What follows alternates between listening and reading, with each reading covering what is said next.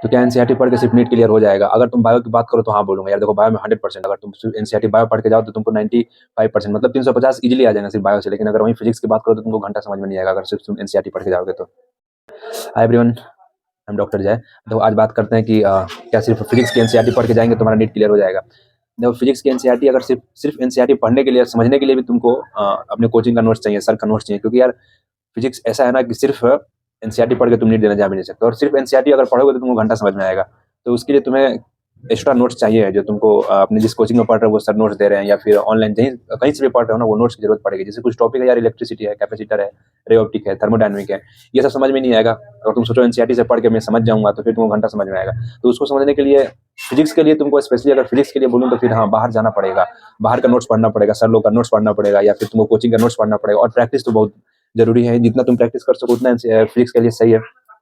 Physics के लिए तुमको पेपर मिल जाएंगे, ऑनलाइन मिल जाएगा, टेलीग्राम पे मिल जाएगा, और या फिर किसी दूसरे कोचिंग का ले लो, उसका पेपर पर जितना प्रैक्टिस कर सको उतना सही है। अगर फिजिक्स तुमने अच्छा पढ़ लिया है तो जी मेंस का भी पेपर लगा सकते हो। और सिर्फ एनसीईआरटी से फिजिक्स पढ़ के जाओगे ना तो काफी मुश्किल होगा, क्योंकि नंबर भी नहीं आएंगे। अगर वहीं बायो की बात करें ना तो फिर तुम 100% बायो में सिर्फ और सिर्फ एनसीईआरटी पढ़ के जाओ, तुमको कोई दिक्कत नहीं होगा, तुम इजीली कोप अप कर सकते हो सिर्फ एनसीईआरटी पढ़ के बायो की। क्योंकि अगर तुम सिर्फ एनसीईआरटी पढ़ के जाओ बायो की ना तो तुमको इजीली 350 नंबर इजीली आएंगे, 350 नंबर। लेकिन फिजिक्स में ऐसा नहीं होगा।